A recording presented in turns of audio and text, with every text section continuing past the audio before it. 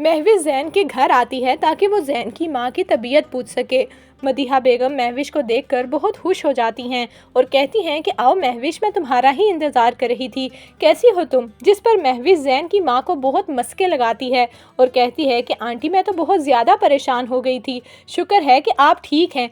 Aunty, मैं आपको सच बताऊं कि आप में मुझे अपनी माँ दिखती है।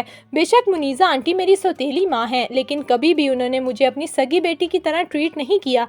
वो हमेशा मेरी सौतेली माँ ही रही हैं।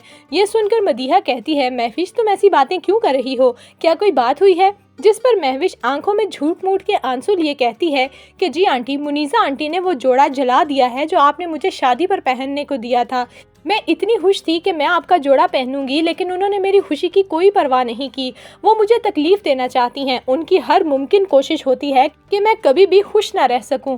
ये सब कुछ उन्होंने मुझे तकलीफ देने के लिए किया है। ये सुनकर ज़ैन की माँ तो हैरान हो जाती है और कहती है कि मुनीज़ा ऐसे कैसे कर सकती है, मैं खुद उससे बात करूंगी। जिस पर महविश कहती है कि नहीं आंटी, आप उनसे बात मत कीजिएगा, क्योंकि अगर उन्हें ये पता चल गया कि ये बात मैंने आपको बताई है तो वो बाबा से मेरी शिकायत करेंगी और बाबा की नाराज़गी मैं अफोर्ड नहीं कर सकती। महविश एक तीर से दो शिकार कर रही है। महविश अब ज़ैन से मोहब्बत में नहीं बल्कि इंतकाम में शादी करना चाहती है। वो ज़ैन को उस जगह लाकर खड़ा कर देना चाहती है जहाँ ना ज़ैन महविश का रहेगा और ना ही महानूर का।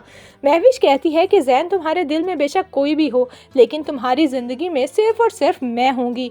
ज़ैन की माँ ज़ैन को कहती है कि बेटा तुम जाओ और महविश के साथ वक्त गुजारो, उसे शॉपिंग पर ले जाओ। जिस पर ज़ैन अपनी माँ के हाथों मजबूर होकर महविश के पास पहुँचता है। महविश जैसे ही ज़ैन के पास आती है और कहती है कि ज़ैन क्या हुआ, तुम मुझे कुछ डिस्टर्ब लग रहे हो।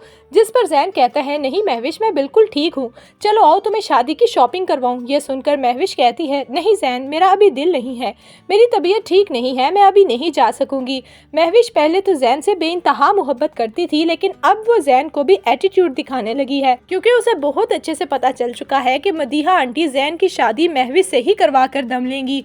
जबकि ज़ैन की बहन अलीज़े महानूर के पास आती है और कहती है, भाई तुमसे बहुत मोहब्बत करते हैं, तुम प्लीज़ उनकी मोहब्बत को एक्सेप्ट कर लो, सब कुछ ठीक हो जाएगा, भाई तुम्हारे लिए स्टैंड लेंगे। लेकिन महानूर अलीज़े को कहती है कि ये तुम कैसी बातें कर रही हो, मैंने ज़ैन से अपना हर राब्ता ख़त्म कर दिया है जब से मैं उस घर से बाहर निकली हूँ।